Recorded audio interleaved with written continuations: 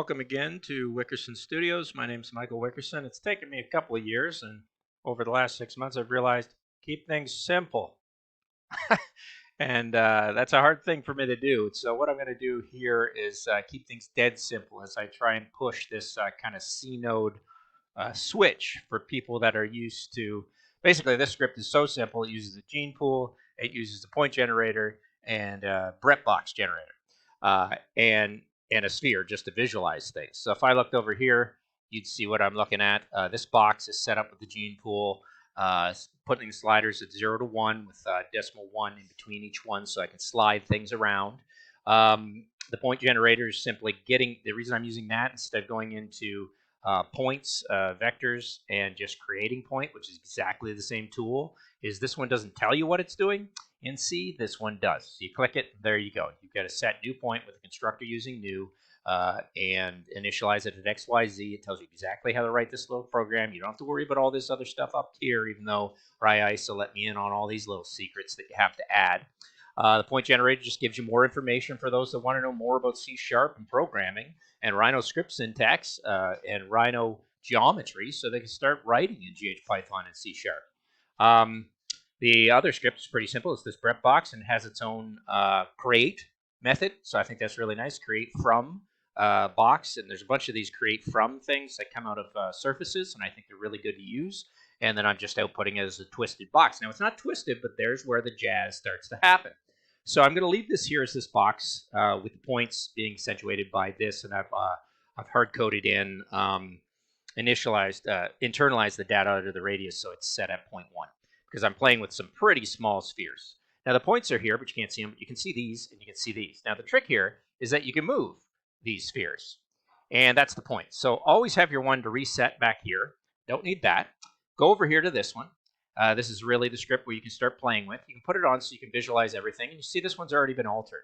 And wherever I played with this, I've moved this one up, and in moving that one up, I moved that one down, and the one that pairs with it is this one. And moving this one back, it moves it back like that. So basically, it's a very simple script for getting people thinking of modeling in Grasshopper, but also understanding the makeup of what's happening behind the nodes when it comes critical to learning why you want to get in here and learn about all these wonderful parameters. Now, if I jumped in here and just did, I don't even know if I could click on it. There we go, display text. So you can see, but it's a little short in here. Most people aren't going to have all these plugins, so it's going to read as parameters, math, sets, vectors, curves, surfaces, meshes, intersections, transformations, and displays. That's all you have. But I've put in all these additional ones that I like to play with under Rhino geometry, and I actually have another section here for more C script, and I actually have a C algorithm happening. There's the other C, and there's the C algorithms I've started to put in by RIISA. And as I create more complex algorithms, they're going to be tucked into that. And that's actually saved under C# algorithms. This one's saved under C# components, or just C#.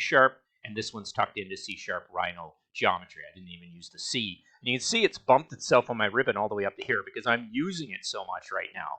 Because these are the means of me understanding how you build a surface, what's a structure, how to build points, how to build meshes, how to translate things. And what I love is the simplicity of the translation here as opposed to the transformation nodes that are all here. Because all of these can be done with transformation matrices.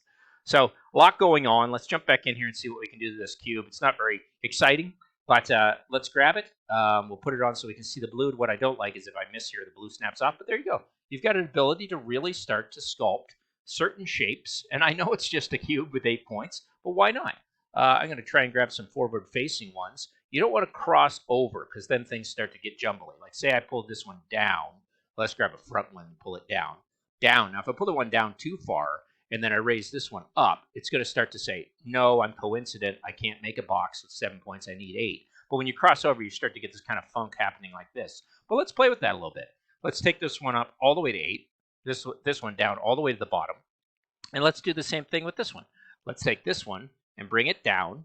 And, of course, that's now you got to find the bottom sphere. And I don't want to do that one. I want to find the bottom sphere and bring it up. And there you go. You've crossed it over, and you've made another geometry totally by doing this. And we can do the same kind of fun stuff in the X and Y direction. XYZ, just put your hand out in front of you and know that XYZ is running differently on programs like Houdini as opposed to Rhino or Blender. But let's grab one and pull that one back.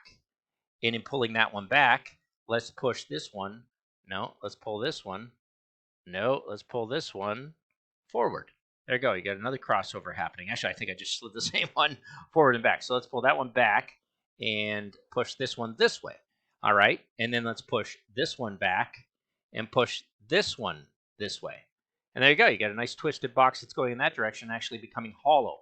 So you're having a little bit of fun with that. And then you can be very subtle. If you want to kind of get a sense of what's happening, you can always just pull that one back, keeping in mind to pull that one back a little bit. I'll push this one in a little bit. I'll push this one in a little. Actually, not that one. I'll push this one in a little bit, and I'll pull this one back a little bit. And there we go. You're just playing with the 0.9 to the 0.1. You've got this interesting little thing. And I have screwed up something over here. I'm not sure what I was doing, pulling it out. Anyway, if you didn't like what you did, that's why I keep this over here. I can just grab that, do a cut and paste, bring that one over, plug that one back into the Y, and then just get rid of that and slide that one back up, and I'm back where I was with this form of what I liked in that shape. And then at any point, you can grab this form without the spheres and throw it into a little bake. And there you go. Now you got a nice little form that you've generated. You understand how it goes together. You understand how it's scripted from points, how it's used in C, and you've generated a little something and had a little fun with it. I'm going to keep things dead simple like this as I play more and more and more with what I've constructed. Not KUKA Robotics, that's for sure, in these sense of plugins. And all I did on this one was I just went in and I said, okay, there's a solid creating a brep from, not from edges, from points. I think it was in here somewhere. Maybe it was creating solid brep. I thought I had one from point. What is that called? It's called create brep box, and that's all I did, create brep box. So you start a script by going in here and grabbing something, and I thought, well, since it needed points, and corners, I better go over into the little point tool and say, okay, what can I generate? But there's so many fun ways of generating things. When you mix the curves and do all the work with the points and the curves, you can have fun in here grafting and flattening and pulling things out. But I've also got a section in here that I've been excited about under C. I can't see it right now because it's probably off the charts. Yeah, there it is. C here is what I'm playing with to actually get into different types of data access. So I can work with lists. I can work with adding numbers, processing whole numbers as lists of lists, which would be trees, and processing as single units. So I've got a bunch of stuff that I can jumble in, but I am going to stick with the Rhino geometry. I'll put in a few essentials that are essential for knowing Rhino geometry that work in other namespaces outside of Rhino geometry. I've learned about that through Raisa, and I think I've actually brought in those things. If I just grabbed her file, I think I've listed those all in a big panel tool.